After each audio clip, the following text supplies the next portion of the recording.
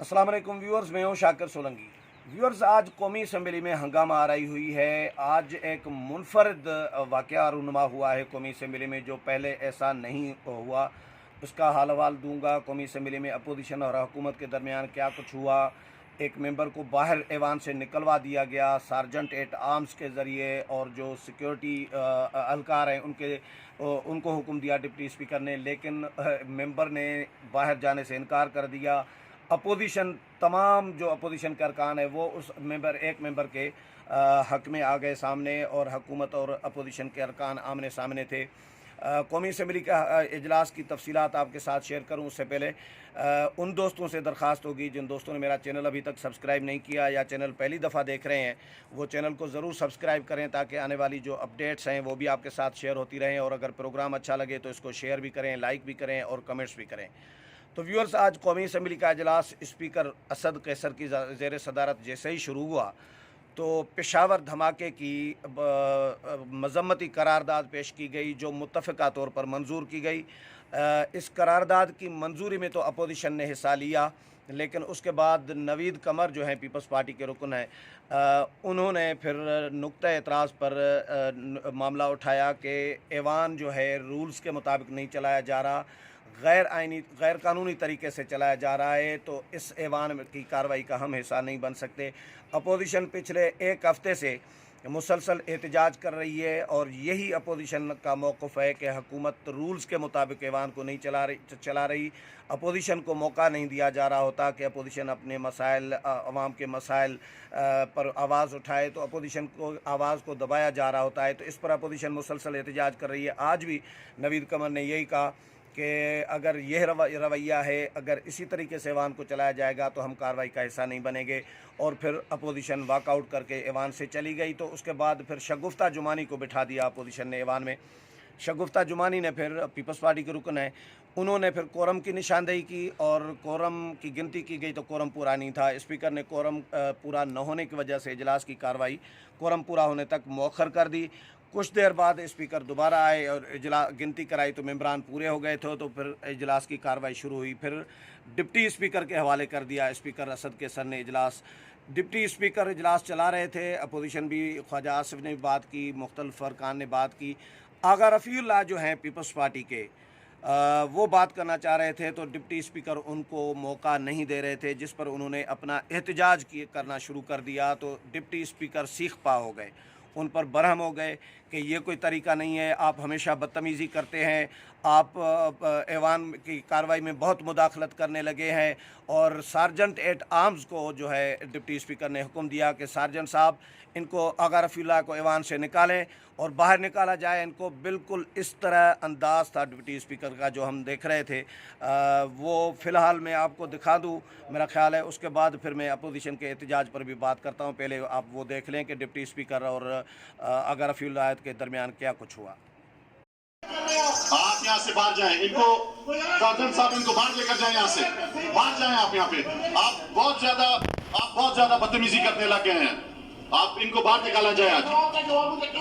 इनको इस सेशन में यहाँ पे नहीं बैठ सकते हैं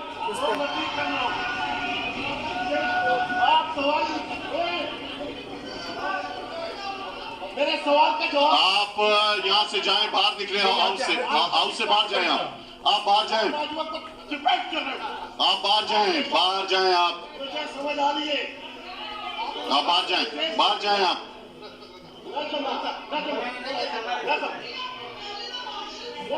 इनको बाहर लेकर जाएं, सार्जेंट साहब इनको बाहर लेकर जाएं। यार ये नोट कर लो कि आगा रफ़ीउल्लाह है ना, पीपल्स पार्टी का इसको जी व्यूअर्स, आपने देखा ये डिप्टी स्पीकर उनको बाहर निकलवाने की कोशिश कर रहे हैं, लेकिन वो नहीं बाहर जा रहे। और उन्होंने जब इनकार कर दिया तो अपोजिशन भी उनके आगा रफ़ीउल्लाह के हक़ में आ गई, खड़ी हो गई।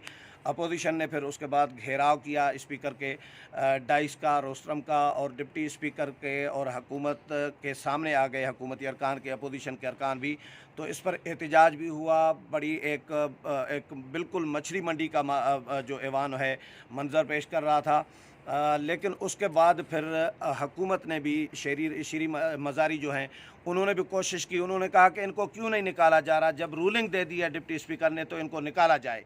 तो उसके बाद फिर अपोजिशन ने ही ये किया कि पहले तो अपोजिशन ने भी इनकार किया कि ये नहीं जाएंगे बाहर, लेकिन क्योंकि एक डेकोरम होता है, रूल्स होते हैं, कानून होता है, स्पीकर जो चेयर कर रहा होता है, डिप्टी स्पीकर हो या कोई मेंबर हो या स्पीकर हो, जो भी चेयर कर रहा होता है, तो वो जब हुक्म देते हैं तो वो रूलिंग होती है, उस पर वो रूल्स का एक हिस्सा हो जाती है। तो रूल 20 है 20, उसके तहत इनको बाहर उन्होंने रूलिंग दे दी और उनको बाहर आखिरकार अपोजिशन के अरकान जो है उनको बाहर ले गए और कुछ देर बाहर उनको बिठाया गया। इस डिप्टी स्पीकर ने उनको कहा कि इनके पूरे सेशन पर पाबंदी आयद होगी, ये रूलिंग हो गई। अगर अफीला बाहर चले गए, अपोजिशन अरकान उनको लेके गए और कुछ देर बाद फिर इस दौरान फिर राजा परवेज़ अशरफ और अली मोहम्मद ख़ान, बाकी अरकान जो हैं, मुराद सईद, उन्होंने भी बात की। मुराद सईद ने हुकूमत पर तनकीद की, फिर राजा परवेज़ अशरफ ने जवाब दिया। राजा परवेज़ अशरफ ने कहा कि भाई ये जुमा 8 दिन ये पहली दफ़ा आए हैं, फिर कहा कि ये दूसरी दफ़ा आए हैं और पहली दफ़ा और 2 दफ़ा आए हैं, यानी पहली दफ़ा और आखिरी दफ़ा। ये इस पर काका भी ऐवान में लगा। राजा परवेज़ अशरफ एग्रेसिव तकरीर नहीं कर रहे होते, लेकिन आज वो भी लग रहा था कि फुल फार्म में थे। उन्होंने हुकूमत की गलतियों, खामियों की निशानदेही की, कमियों कोताहियों की निशानदेही की। उन्होंने कहा कि भाई हम आपको कह रहे होते हैं कि अवाम के मसाइल, महंगाई बढ़ गई है, आप कहते हैं कि NRO नहीं देंगे। हम कहते हैं ये मसला भाई हल करें अवाम का, आप कहते हैं कि NRO नहीं देंगे।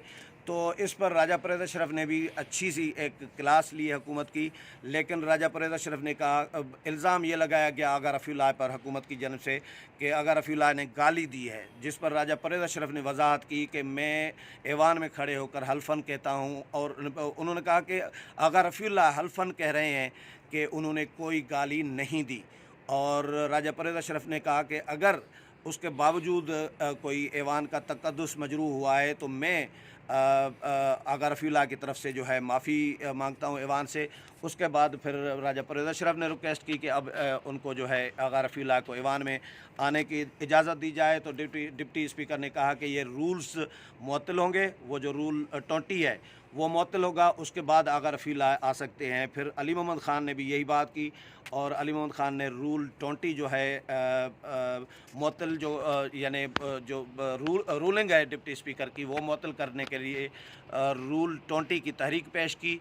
और उस तहरीक के मंजूरी के बाद जब ऐवान से मंजूरी ली गई तो मंजूरी के हक़ में जो है ज़्यादा आवाज़ें थी और मंजूरी की मुखालफत में भी आवाज़ें आई हुकूमत की तरफ से, लेकिन डिप्टी स्पीकर ने कहा कि मंजूरी के हक़ में ज़्यादा आवाज़ें आई हैं, इसलिए तहरीक मंजूर की जाती है और अब आगा रफ़ीउल्लाह को ऐवान में आने की इजाज़त दी जाए। तो उसके बाद आगा रफ़ीउल्लाह जैसे ही ऐवान में आए तो पूरी अपोजिशन खड़ी हो गई।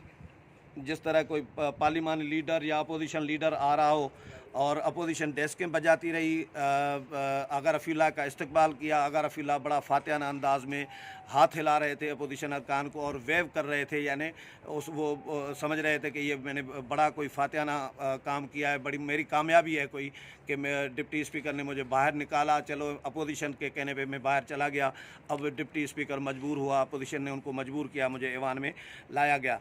तो डिप्टी स्पीकर हम साफ़ ही आपस में जो डिस्कस कर रहे होते हैं, देख रहे होते हैं, बना बनाया काम बिगाड़ देते हैं। कुछ लोगों में होता है कि अच्छा काम करना चाह रहे होते हैं लेकिन उनसे गलत काम हो जाता है। बलूचिस्तान से आए हैं, पहली दफ़ा पार्लियामेंट में आए हैं और वो जिस तरह कार्रवाई चला रहे होते हैं, कभी कभार वो मुश्तैल हो जाते हैं, ज़्यादा जज्बाती हो जाते हैं और उन्होंने शायद ख़ुद भी फ़ील किया हो कि आगा रफ़ीउल्लाह को बाहर निकालने का हुक्म उन्होंने जल्दबाजी में या जज्बाती होकर ज़्यादा जज्बात में आ गए और उन्होंने हुक्म दिया। हो सकता है वो ख़ुद भी इस पर सोच रहे हों, लेकिन ऐवान को चलाना पड़ता है, अपोजिशन को टाइम देना पड़ता है, अपोजिशन को भी उतना ही टाइम देना पड़ता है। ये वो डिप्टी स्पीकर हैं जिनका कुछ दिन पहले इतना लंबा चौड़ा बयान आया था अपोजिशन के ख़िलाफ़, और इस तरह अपोजिशन के ख़िलाफ़ ऐसे ऐसे अल्फाज लिखे हुए थे, मेरे पास बयान पड़ा है वो, मैं नहीं समझता कि कोई गैर जानिबदार आदमी इस तरह के अल्फाज यूज़ कर सकता है। स्पीकर और डिप्टी स्पीकर का ओहदा गैर जानिबदार होता है, वो किसी पार्टी का नहीं होता। पहले पार्टी वाबस्तगी उनकी होती है कि कोई पीटीआई से हो, जिस भी पार्टी से हो, लेकिन जब वो स्पीकर बन जाते हैं या डिप्टी स्पीकर बन जाते हैं तो वो गैर जानिबदार हो जाते हैं। उनके लिए अपोजिशन और हुकूमत बराबर होते हैं। लेकिन ये मौजूदा स्पीकर साहब और डिप्टी स्पीकर दोनों इस तरह पार्टी बन के अपने वज़ीर आज़म को, अपने पार्टी लीडर को खुश करने के लिए ऐसी हरकतें कर रहे होते हैं, ऐसे बयानात दे रहे होते हैं, ऐसे अंदाज में ऐवान को चला रहे होते हैं ताकि वो खुश हो जाएं, और ये रूल्स के ख़िलाफ़ होता है काम।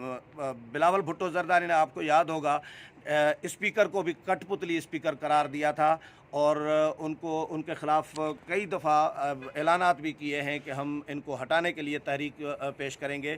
ये तहरीक पेश करें न करें, लेकिन ये एक एहतिजाज है कि भाई आप जानिबदार होते हैं, जानिबदार नहीं होना चाहिए। आपको गैर जानिबदार होना चाहिए। अपोजिशन को भी उतना हिस्सा देना चाहिए जितना कि आप हुकूमत को दे रहे हैं, लेकिन ऐसा ऐवान में नहीं होता जो हम देख रहे होते हैं।